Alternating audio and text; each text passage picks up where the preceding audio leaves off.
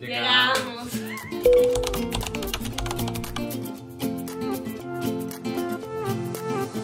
A new place, a new home. For a while, let me feel alive. Nothing to hold me back. Take my time, just enjoy the ride.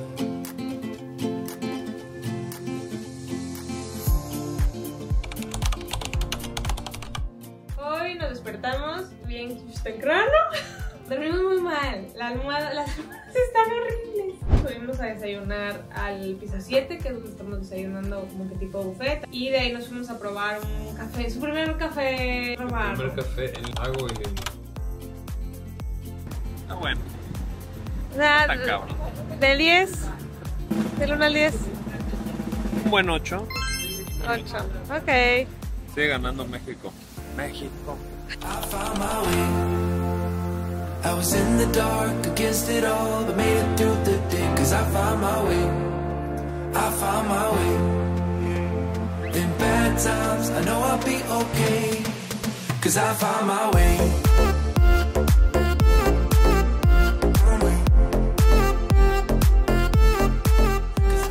Mi parte favorita fue la cámara wow. Así le dijo. Es Así la le parte dijo la guía. de todas las geografías. Es un pasillo largo y de cada lado tiene mapas de diferentes partes de Italia. Tenía pinturas de los acontecimientos más importantes de cada zona. Y los jardines también del Vaticano, los jardines privados del Vaticano se veían por las ventanas de esa cámara, entonces padrísimo. Y a mí me gusta siempre la parte del chiste, la parte de la curiosidad, de la cosa que no sabías. O sea, cuando dijo lo de que hubo toda una campaña que se llamaba la campaña de la hoja, que era para tapar las partes privadas de las estatuas, porque no estaba bien visto el tema de los desnudos. Entonces, gente, o sea, se dedicaban a hacer las hojas del material o lo que sea, y iban como que tapando. Pero luego en unas esculturas es muy evidente porque es de otro color, como que ha pasado tiempo o sea, de que o de otro material o lo que sea, se ven diferentes. Y luego también nos contó todas las curiosidades de la capilla Sixtina. Y digo, yo había un par que ya me sabía, esto de que Miguel Ángel se puso ahí, o sea, puso autorretrato en como que la parte de la piel que está cayendo de uno de los santos. El que uno de los padres como que le decía que él era un hereje y que como que la parte que se dio cuenta que los había pintado él mismo y como que lo traía así asoleadísimo, y él en venganza lo pintó completamente desnudo en la parte del infierno con una serpiente envolviéndolo y mordiéndole sus partes privadas. Y me parece algo muy chistoso, o sea, me parece así de que es como que sí, pues mira, a ver, ¿no? Y aparte también nos platicó esa parte, si no la sabía, que este cuate no era pintor cuando estaba haciendo eso, él era escultor, y entonces cuando le dijeron así de que no, pues es que yo no sé pintar, y entonces por eso hay partes, digo, lo ves y dices, bueno, yo no sé pintar, por favor, o sea, pinta perfecto, pero su técnica es como pintando es una escultura, y por el otro lado también tiene esa parte de proporciones donde como que al principio lo empieza a hacer chico y luego de que no, es que no se ve bien, y entonces hay unos que de pronto son enormes y luego otra vez hay unos más chicos, entonces esa parte está chistosa. Para mí ver eso es de lo que más me gustó. Si ven a la capilla, fuimos a la Basílica de San Pedro. Bueno, a la Plaza de San Pedro primero, después a la Basílica. Espectacular, un lugar espectacular, es una cosa impresionante. Justo, de hecho, hacen referencia a varias de las basílicas de todo el mundo que cabrían dentro de esa basílica. O sea, así de imponente es la más grande del mundo.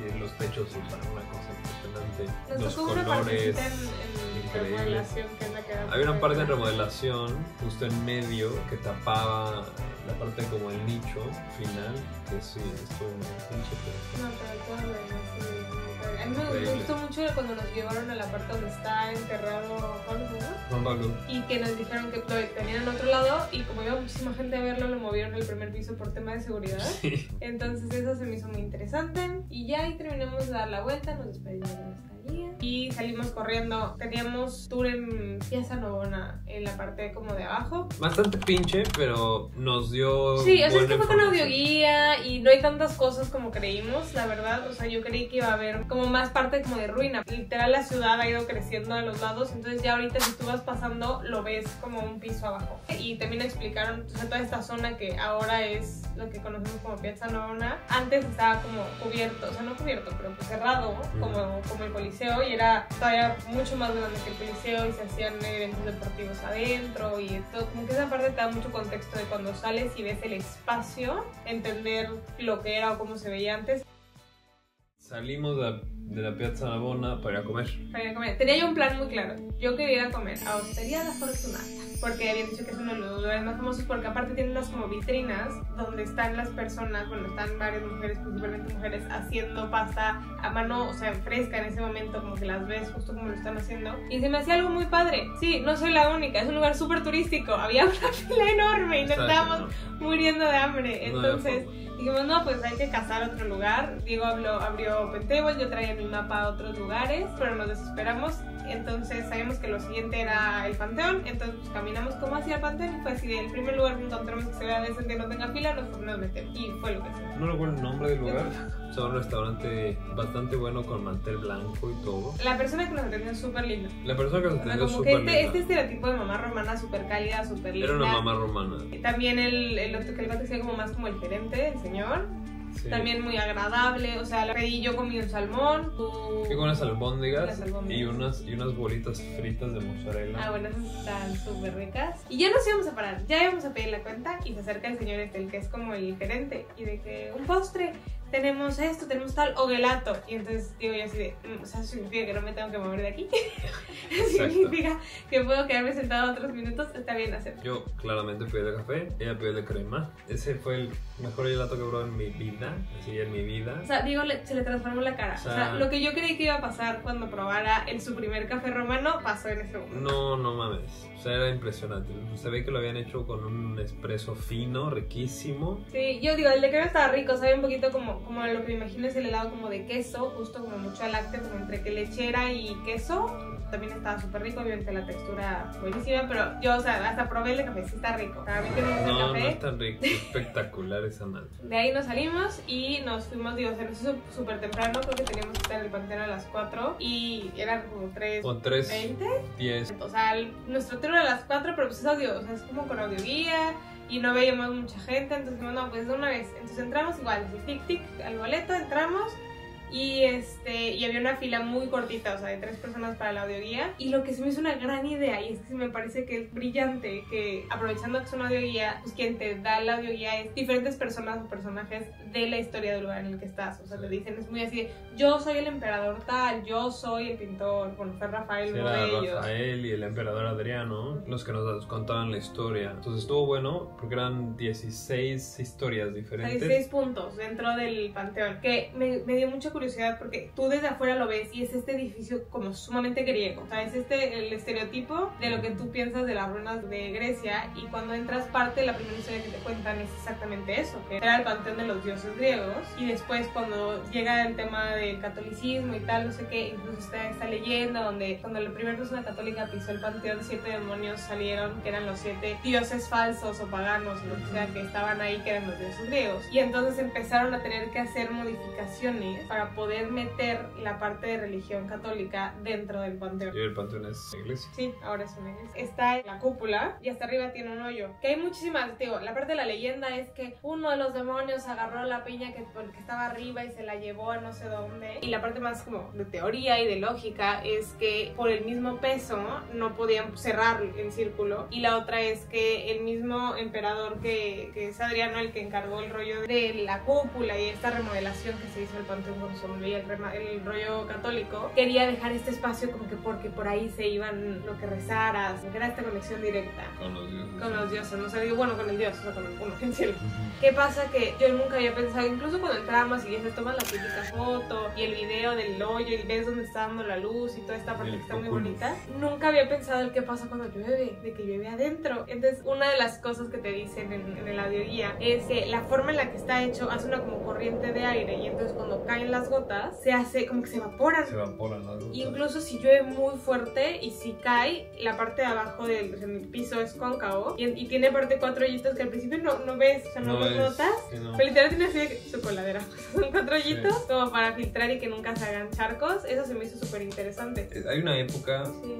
Lo ponemos así, aquí. En la que hacen una lluvia de rosas, o de pétalos de rosas, suben bomberos a la cúpula y desde el Oculus avientan rosas para un poco celebrar este acontecimiento que no me acuerdo. Sí, que vamos a poner así, aquí. Saliendo del Panteón, seguimos caminando otra vez medio de regreso al Vaticano, donde era la clase de cocina con Romina, que es una local de Roma que cocina pasta desde toda la vida. Y tiene este como taller, como una cocina era un depósito de trigo. Hace millones de años. Hace en la Edad Media. Sí. Nos dijo así, en la Edad Media. Bajando las escaleras, abrió una puerta en la que estaba su cocina, ¿no? Que está padrísima. O sea, era un lugar completo en donde era una cocina muy, muy larga. En medio había una mesa. Puso la mesa como que con las estaciones de trabajo para la clase. Una mesa de madera muy especial justo para hacer pasta. Y bueno, ahí estaba la mesa donde íbamos a comer. Sí, una mesa muy bonita donde íbamos a cenar. Ella tenía un espacio obviamente de cocina, un espacio donde dejamos las cosas,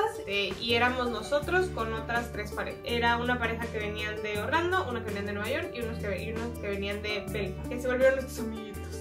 Celine y Matthew de Belfast. Que la clase era en inglés, entonces empezó a darnos un poquito la explicación y hicimos ravioles y fettuccini con diferentes salsas. Entonces al principio pues nos enseñó a cómo salir literal así de la harina, pues desde cero. Entonces fue de que la harina en la mesa, hacer un hoyito y con el, bueno, yo no hizo él. Batir los huevos. Yo dije voy a hacer un cagadero y se va a correr terriblemente por todos lados, como le pasó a Matthew, que sí no hizo bien él como que el concavito así de harina y entonces explotó el huevo afuera. Ya una vez que le ibas como poniendo harina hasta que se hacía ya la masita, y pues nos enseñó las técnicas de cómo irla amasando, luego cómo irla como doblando, y luego la tenías que dejar en un plastiquito para que inflara un poquito, y en ese inter nos enseñó lo de la salsa. Bastante buena, nos enseñó que había una parte, o sea, que la matriciana se cocinaba con un queso muy específico, picorino, que justamente tiene la textura de parmesano. Es como el parmesano, pero en lugar de ser de vaca, es de oveja. Con ese queso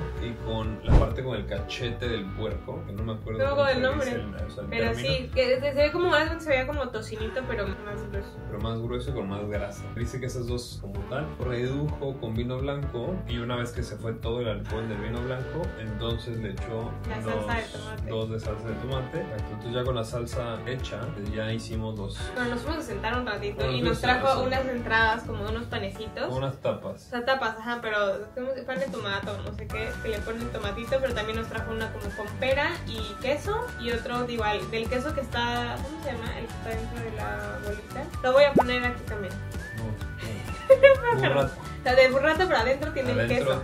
Ese queso tiene un nombre, que es el que voy a poner. Pero bueno, de ese queso con zucchini, calabaza, sazonada, súper rica. Estaban súper ricas las 3. Y entonces ya en ese momento con las tapas y tal, empezó a ver como ya ambiente más cool. Después de eso ya regresamos a la parte de hacer como que la pasta, que fue el hacer el aplanado de la pasta primero hicimos 2 tipos de pasta, hicimos ravioles, hicimos fettuccini. Primero fue para los ravioles con una como maquinita como de tornillito, pues de, ¿cómo se llama? Sí, es que justo se llama máquina para hacer pasta. Ah, sí, así se llama. Es un nombre súper original. Entonces con la máquina para hacer pasta, así la ibas aplanando, tenía 6 niveles, ibas aplanando, la se quedaba súper delgadita, y eso hacías eran como unas tiras, y podías ya sea hacer la técnica de doblado o de poner una encima de otra. El punto es hacer literal una como tapita donde en el centro tenía que haber algo. Lo que nos dio ya era como ricota, chícharos y lemon zest, sí, limón y así, ¿sabes? Sazonador. Entonces eso con una como manga de pastel, y ya ponías encima el otro y lo cerrabas, ya sea con figurita o con el otro estilo, que es un poco irlo doblando y quedan unos para cortar. Sí. Y entonces ya hicimos eso, y luego hicimos para el fettuccini, que ese lo hicimos con rodillo. Voy a aplanar con rodillo, igual 1000 técnicas, 1000 formas. Tenías que hacer un plap al final, que todo el mundo hace la prueba así con el oído a ver si se escuchaba. Estuvo muy chistoso. Y ya después de esa lo doblas de cierta manera igual muy específica, y entonces cortas las tiras chiquitas, que bueno, nosotros eran unas tiras como así o unas tiras enormes, y haces la prueba del cuchillo, que es, a ver, o sea, justo se desdobla y se ve como que ya las tienes separadas, y después de eso haces como un nidito con tus manos y dejas el nido. Y entonces eso hicimos con todas las pastas. Ella las cocinó con la salsa, y nos regresamos a la mesa y nos fue trayendo los platillos, primero los ravioles y después el fettuccini. Cenamos súper rico. Ya. Ese fue nuestro día de hoy. Día 1 de Roma. Don. Check.